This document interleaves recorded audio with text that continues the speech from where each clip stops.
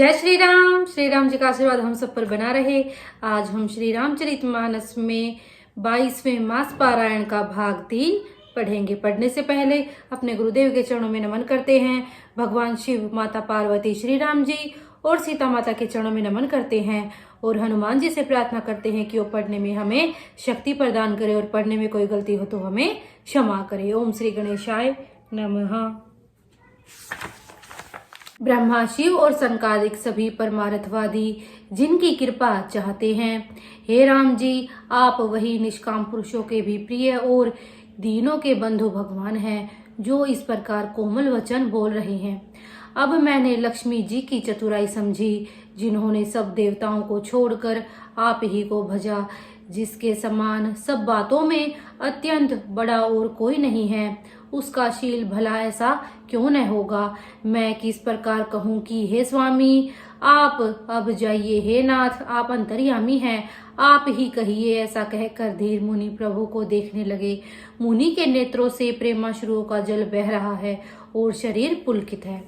मुनि अत्यंत प्रेम से पूर्ण है, उनका शरीर पुलकित है और नेत्रों को श्री राम जी के मुख कमल में लगाए हुए हैं।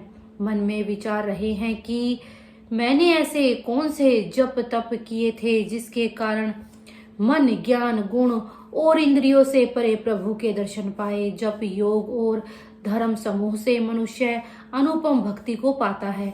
श्री रघुवीर के पवित्र चरित्र को तुलसीदास रात दिन गाता है। श्री रामचंद्र जी का सुंदर यश कलयुग के पापों का नाश करने वाला, मन को दमन करने वाला और सुख का मूल है। जो लोग इसे आदर पूर्वक सुनते हैं, उन पर श्री राम जी प्रसन्न रहते हैं। यह कठिन कलिकाल पापों का खजाना है। इसमें न धर्म है, न ज्ञान है और न योग है तथा जप ही है। इसमें तो जो लोग सब भरोसों को छोड़कर श्री राम जी को ही भजते हैं, वे ही चतुर हैं। मुनियों के चरण कमलों में सिर नवाकर देवता, मनुष्य और मुनियों के स्वामी श्री राम जी वन को चले। आगे श्री राम जी हैं और उनके पीछे छोटे भाई लक्ष्मण जी हैं। दोनों ही मुनियों का सुंदर वेश बनाए अत्यंत सुशोभित हैं।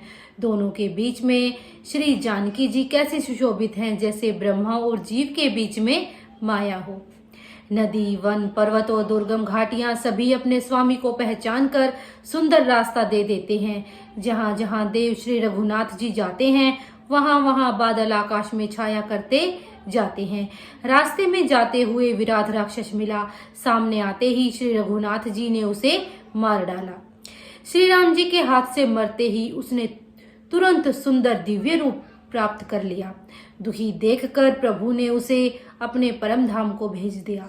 फिर वे सुंदर छोटे भाई लक्ष्मण जी और सीता जी के साथ वहां आए जहां मुनि शरभंग जी थे।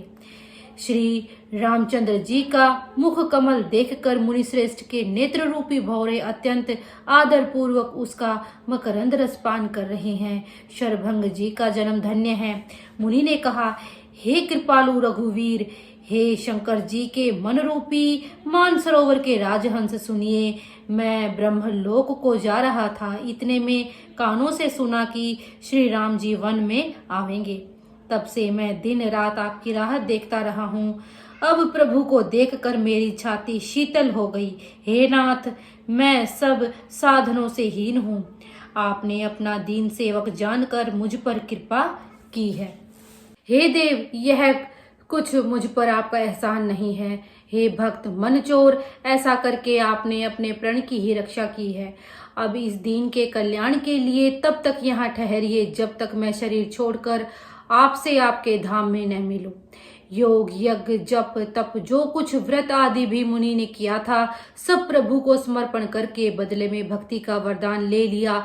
इस प्रकार दुर्लभ भक्ति प्राप्त करके फिर चिता रचकर मुनि शरभंग जी हृदय से सब आसक्ति छोड़कर उस पर जा बैठे। हे नीले मेघ के समान श्याम शरीर वाले सगुण रूप श्री राम जी, सीता जी और छोटे भाई लक्ष्मण जी सहित प्रभु निरंतर मेरे हृदय में निवास कीजिए। ऐसा कहकर शरभंग जी ने योगाग्नि से अपने शरीर को जला डाला और श्री राम जी की कृपा से वे वैकुंठ को चले गए। मुनि भगवान में लीन इसलिए नहीं हुए कि उन्होंने पहले ही भेद भक्ति का वरदान ले लिया था। ऋषि समूह मुनिश्रेष्ठ सरभंग जी की यह दुर्लभ गति देखकर अपने हृदय में विशेष रूप से सुखी हुए। समस्त मुनिवृंद श्री राम जी की स्तुति कर रहे हैं और कह रहे हैं, शरणागत हितकारी करुणा कंद प्रभु की जय हो। फिर श्री रघुनाथ जी आगे वन में चले। श्रेष्ठ मुनियों के समूह उनके साथ हो लिए। हड्डियों का ढेर देखकर श्री रघुनाथ जी को बड़ी दया आई। उन्होंने मुनियों से पूछा।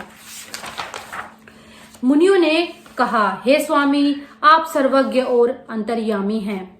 जानते हुए भी अनजान की तरह हमसे कैसे पूछ रहे हैं? राक्षसों के दलों ने सब मुनियों को खा डाला।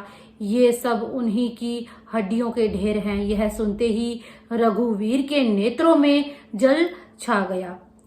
श्री राम जी ने भुजा उठाकर प्रण किया कि मैं पृथ्वी को राक्षसों से रहित कर दूंगा। फिर समस्त मुनियों के आश्रम में जाकर उनको दर्शन एवं संभाषण का सुख दिया।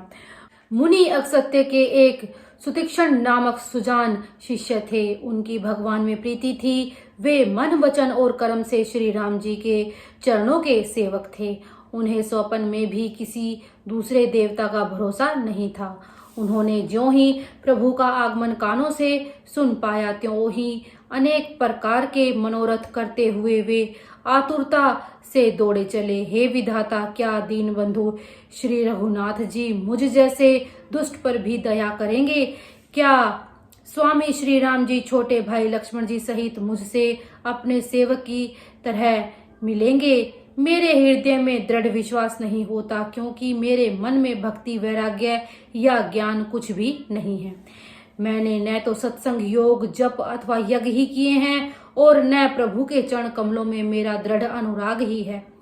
हाँ, दया के भंडार प्रभु की एक बान है कि जिसे किसी दूसरे का सहारा नहीं है, वह उन्हें प्रिय होता है। भगवान की इस बान का स्मरण आते ही मुनि आनंद मग्न होकर मन ही मन कहने लगे, आहा, भव बंधन से छुड़ाने वाले प्रभु के मुखार विंद को देखकर आज मेरे नेत्र सफल होंगे। शिव जी कहते हैं, हे भवानी, ज्ञानी मुनि प्रेम में पूर्ण रूप से निमग्न हैं। उनकी वह दशा कहीं नहीं जाती। उन्हें दिशा विदिशा अर्थात दिशाएं और उनके कोण आदि और रास्ता कुछ भी नहीं सूझ रहा है। मैं कौन हूँ और कहाँ जा रहा हूँ, यह भी नहीं जानते। वे कभी पीछे घूमकर फिर आगे चलने लगते हैं और कभी प्रभु के गुण गा गा कर नाचने लगते हैं। मुनि ने प्रगाढ़ प्रेमा भक्ति प्राप्त कर ली। प्रभु श्री राम जी वृक्ष की आड़ में छिपकर भक्ति की प्रेमोन्मत्त दशा देख रहे हैं। मुनि का अत्यंत प्रेम देखकर भव भय को हरने वाले श्री रघुनाथ जी मुनि के हृदय में प्रकट हो गए। हृदय में प्रभु के दर्शन पाकर मुनि बीच रास्ते में स्थिर होकर बैठ गए। उनका शरीर रोमांच से कटहल के फल के समान हो गया। तब श्री रघुनाथ जी उनके पास चले आए और अपने भक्त की प्रेम दशा देखकर मन में बहुत प्रसन्न हुए। श्री राम जी ने मुनि को बहुत प्रकार से जगाया, पर मुनि नहीं जागे, क्योंकि उन्हें प्रभु के ध्यान का सुख प्राप्त हो रहा था। तब श्री राम जी ने अपने राज रूप को छिपा लिया और उनके हृदय में अपना चतुर्भुज रूप प्रकट किया। तब मुनि कैसे व्याकुल होकर उठे, जैसे श्रेष्ठ सर्प मणि के बिना व्याकुल हो जाता है। मुनि ने अपने सामने सीता जी और लक्ष्मण जी सहित श्याम सुंदर विग्रह सुख धाम श्री राम जी को देखा। प्रेम में मग्न हुए वे बड़भागी श्रेष्ठ मुनि लाठी की तरह गिरकर श्री राम जी के चरणों में लग गए। श्री राम जी ने अपनी विशाल भुजाओं से पकड़कर उन्हें उठा लिया और बड़े प्रेम से हृदय से लगा लिया। आज हम 22वां मास पारायण यहीं तक पढ़ेंगे। इसी के साथ बोलते रहिए, जय श्री राम।